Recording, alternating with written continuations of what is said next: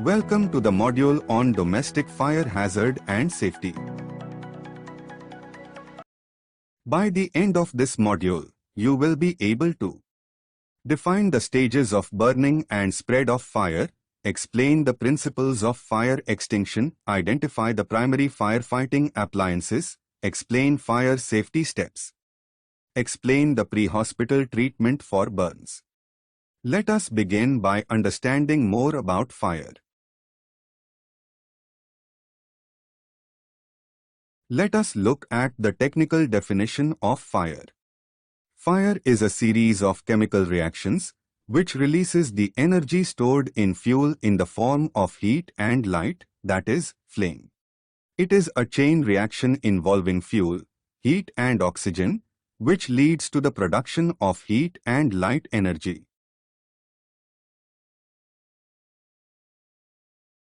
The fire triangle represents the three things needed for fire: something to burn, that is, fuel, heat and oxygen. When these elements come together in the right way, fire can start and continue burning. Removing any component of the triangle stops the fire. Now that we have a better understanding of how fire operates, let's explore the different stages that characterize its progression. A fire requires the perfect combination of fuel, heat and oxygen to ignite. It undergoes distinct phases as it burns, each with its own unique characteristics and challenges. These stages, beginning phase, free burning phase, and smoldering phase, hold the key to comprehending the intricate life cycle of a fire. Drag the pointer to the specific stage to know more. In the beginning phase, it is observed that oxygen is plentiful, temperature has not built up to the peak, and breathing is not difficult. In fire extinguishments, there is direct application of water at the base of the fire and ventilation.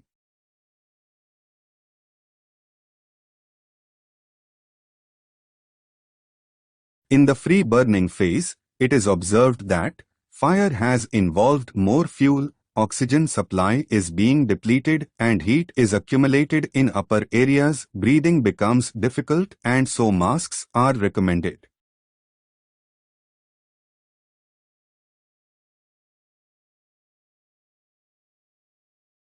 In the smoldering phase, the oxygen supply does not meet the requirements of the fire.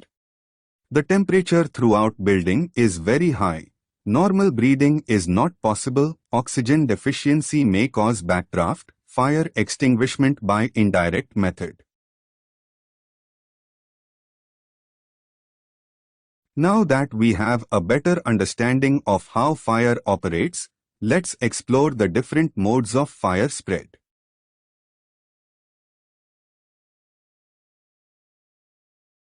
Fire can spread through several modes, which are commonly referred to as the modes of fire spread. These modes describe the various ways in which fire can extend its reach and intensity. Understanding these modes is crucial for fire prevention, firefighting, and safety planning. The main modes of fire spread include conduction, convection, and radiation. Click each mode to know more. Conduction occurs only in solids, that are metallic objects.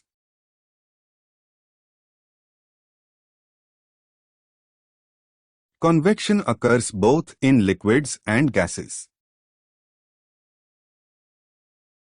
Radiation is heat rays emanating from the hot object.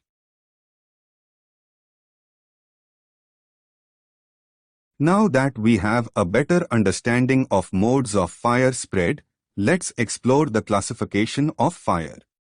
The classification of fire indicates its speed of combustion, level of hazard, and the most effective approach for extinguishing it.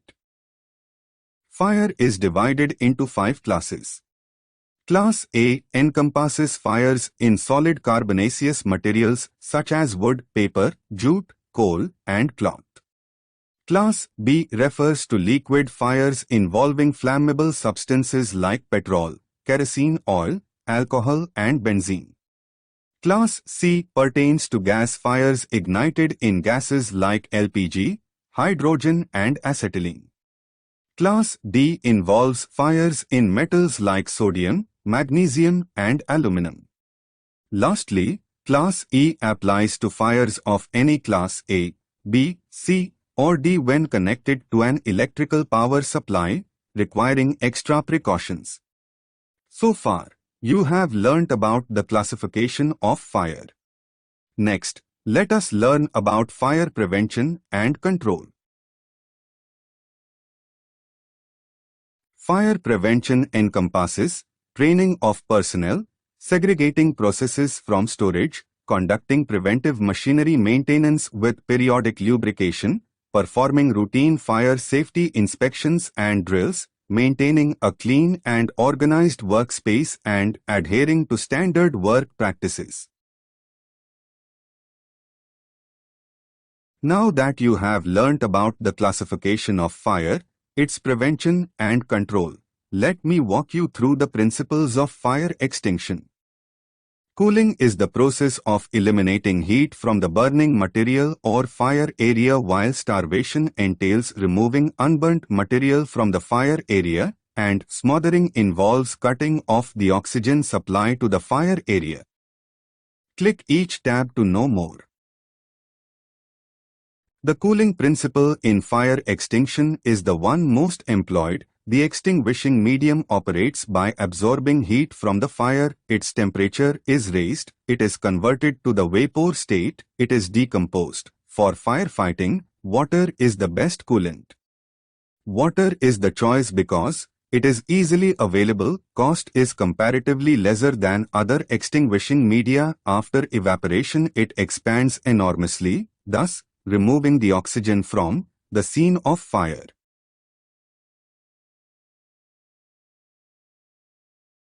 Starvation is achieved through the removal of fire from combustible material and the removal of combustible material from the fire. Smothering is cutting off the oxygen supply to the fire. If the oxygen content of the atmosphere in the immediate neighborhood of the burning material can be sufficiently reduced, the combustion will cease.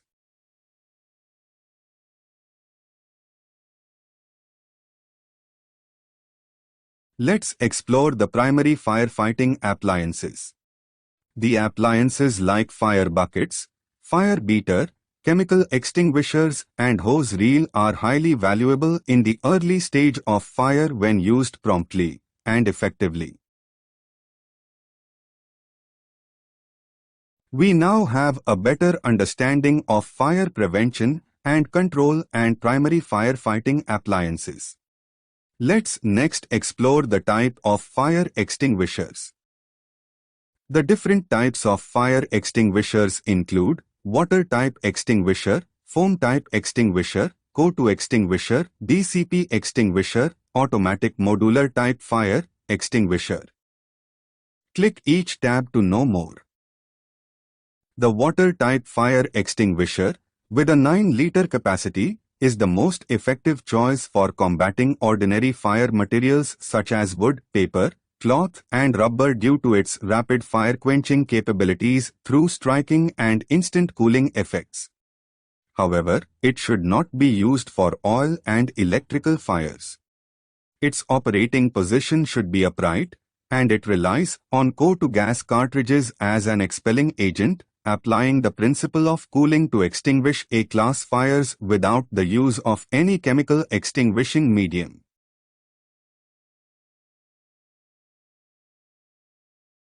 Foam-type extinguishers, with a capacity of 9 liters and utilizing fluorochemical surfactants as their chemical component, are a potent tool for tackling B-class fires. These extinguishers, designed to operate upright, effectively smother fires involving liquids like petrol, oil, naphtha, paints, alcohols, and solvents by forming a thick layer of foam over the burning surface. Their primary principle of action is smothering, achieved through the expulsion of CO2 gas from a cartridge, making them a valuable asset in fire safety. The carbon dioxide fire extinguisher is highly efficient, with its quick knockdown capability, making it the ideal choice for combating fires, including those of types B, C, and electrical origin. Carbon dioxide rapidly extinguishes flames by displacing oxygen and delivering a chilling effect, making it particularly suitable for safeguarding intricate machinery. This extinguisher is designed for use on classes A, B, and C fires, operates in an upright position, and is available in capacities ranging from 1 kg to 6 kg. It utilizes CO2 both as the extinguishing agent and expelling agent, working on the principles of smothering and providing some cooling.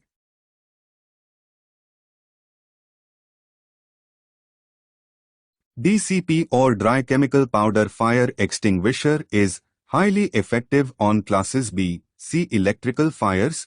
Powder-based extinguisher knocks down fire by beating and displacement of air. It is used on all classes of fire, especially in the D class of fire. The operating position is upright. Its capacity is from 1 kg to 13.5 kg. The chemical used and the extinguishing medium is DCP. The expelling agent is CO2 gas cartridge and the principle used is smothering.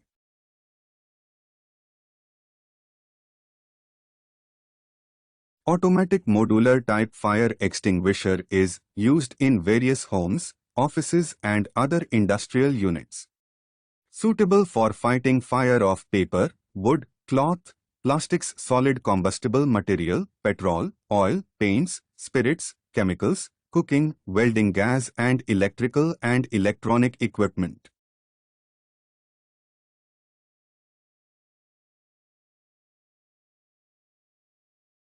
We now have a better understanding of primary firefighting appliances and type of extinguishers. Let's move on to learn about the inspection, maintenance and testing of firefighting appliances. A fire extinguisher typically consists of a cylinder, pressure gauge, nozzle, optional hose, safety pin, handle, activation mechanism, extinguishing agent, label with instructions and an inspection tag. These components work together for fire suppression, with the extinguisher's type determining the suitable fires it can combat. Proper maintenance and usage are crucial for effectiveness and safety. To properly use a fire extinguisher, pull the pin or safety clip located on the extinguisher to break the seal. Aim the nozzle or hose at the base of the fire, not at the flames. Squeeze the handle to release the extinguishing agent, usually a dry chemical or foam. Sweep the nozzle from side to side, covering the base of the fire until it's extinguished. Then, continue monitoring for reignition. The process of inspecting, maintaining and testing firefighting equipment involves several key steps. It begins with a carefully designed and authorized maintenance timetable. Regular inspections and maintenance activities are conducted on a periodic basis. Additionally, extinguishers undergo annual testing in accordance with established regulations. Let's proceed to learn about the firefighting decision criteria.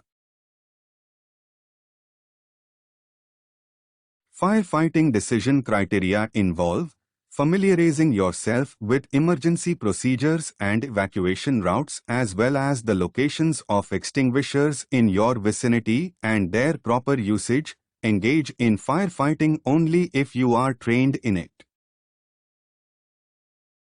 Always sound the alarm regardless of the size of the fire, ensuring the immediate evacuation of the area while avoiding smoky conditions. The 4 essential steps to take if you discover a fire are: rescue anyone in immediate danger of the fire, activate the nearest fire alarm and call your nearest fire response telephone number, Contain fire by closing all doors in the fire area and extinguish small fires, and if the fires cannot be extinguished, leave the area and close the door. Don't attempt to fight the fire unless alarm is sounded, fire is small and contained, you have safe egress route, that is, it can be reached without exposure to fire. Available extinguishers are rated for size and type of fire, and if in doubt, evacuate. Given here are some tips for fire safety.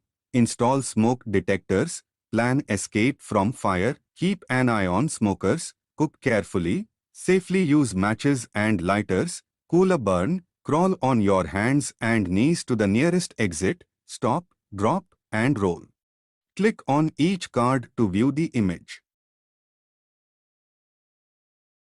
Smoke detectors can alert you to a fire in your home in time for you to escape, even if you are sleeping. Install detectors on every level of your home, commercial building, and outside each sleeping area. If a fire breaks out in your home, you must get out fast. You can thus plan escape from fire. Careless smoking is the leading cause of fire deaths. Therefore, keep an eye on smokers. Cook carefully by following the given measures. Don't leave food on the heat unattended. Beware of kids in the kitchen. Keep flammable materials away from heat sources. Wear appropriate clothing. Matches and lighters should be used with a lot of precautions, as any mishap can lead to serious fire accidents. Cool a burn by running cool water over a burn for 10 to 15 minutes. If the burnt skin has developed blisters or is charred, see a doctor immediately.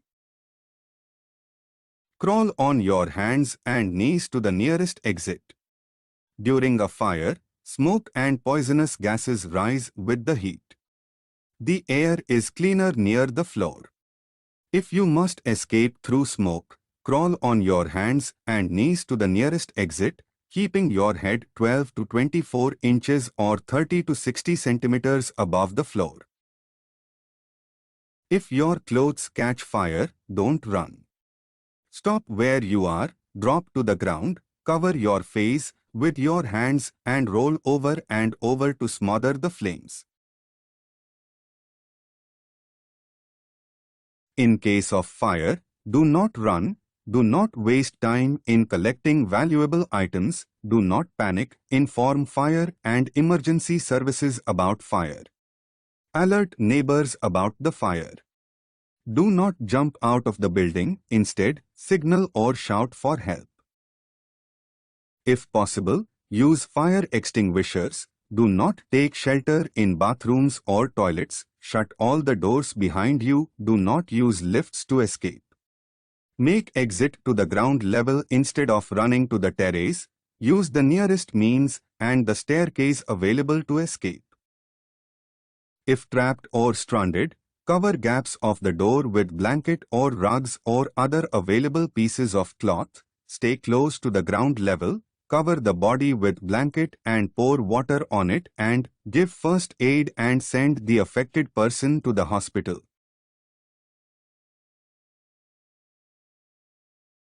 Now, we have a better understanding of what to do in case of fire.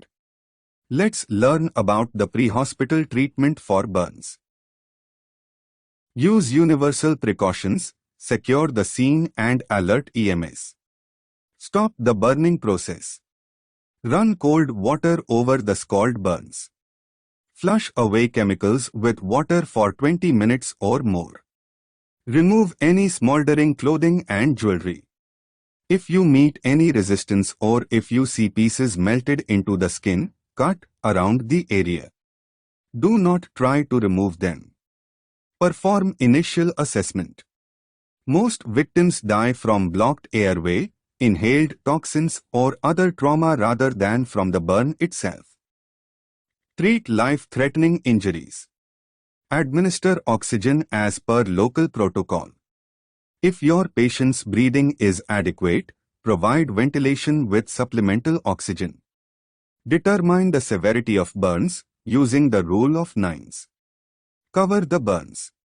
Use dry sterile dressings or a disposable sterile burn sheet. Do not use grease or fat, ointment, lotion, antiseptic or ice on the burns. Do not break any blisters. If a burn involves the eye, be sure to cover both eyes.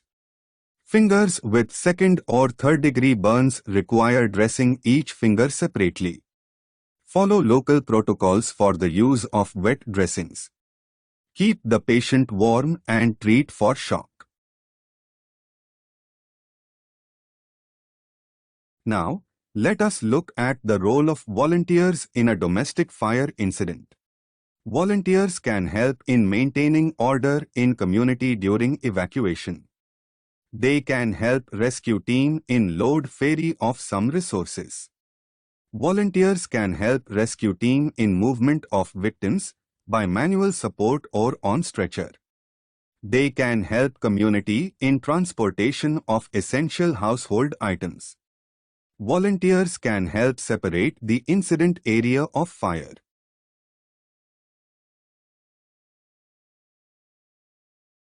So far, we have learnt about the pre-hospital treatment for burns. Finally, let's look at the key concepts we have covered in this module. At the conclusion of this module, let's swiftly recap the essential points covered, which encompass the fire triangle necessitating fuel, heat, and oxygen, the various stages including beginning, free burning, and smoldering, the modes of heat propagation via conduction, convection, and radiation, the classification of fires into types A, B, C, D, and E, the importance of prevention through training, maintenance, and safety checks, the methods of extinguishment involving cooling, starvation, and smothering, the diverse extinguisher types such as water, foam, CO2, and dry chemical, the critical need for maintaining firefighting equipment, and the emphasis on safety measures including detectors, escape plans, caution, and treatment of burns.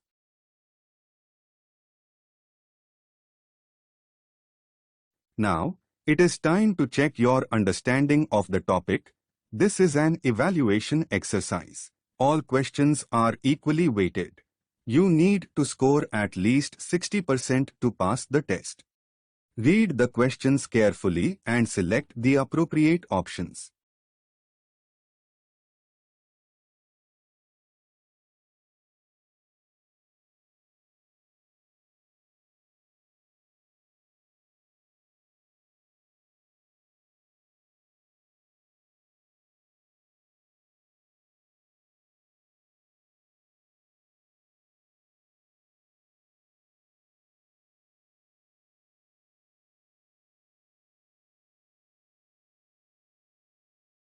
Congratulations!